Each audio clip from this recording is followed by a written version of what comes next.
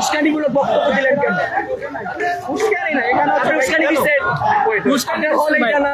আপনি ওষুধ আনছেন কাটাবন থেকে, আপনি এইদিকে রওনা দিয়ে উস্কানি বক্তব্য দিচ্ছেন, আপনি হল তো দিকে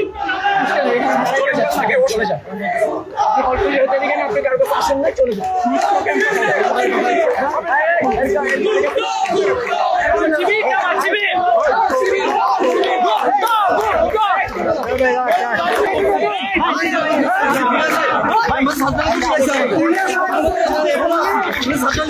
সাংবাদিক পরিচয় দিচ্ছে, সাংবাদিক পরিচয় দেওয়ার পরেও সাথে খারাপ জিনিস করবে না।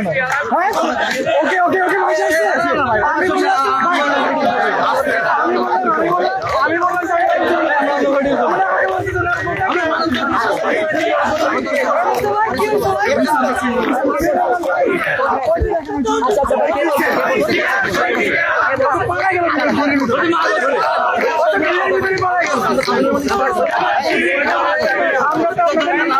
গতকাল চট্টগ্রামে যে ঘটনাটি ঘটেছিল সেখানে গুপ্ত শব্দটি ব্যবহারের কারণে কিন্তু ছাত্র দলের উপর ছাত্র শিবিরের সন্ত্রাসীরা হামলা করেছিল।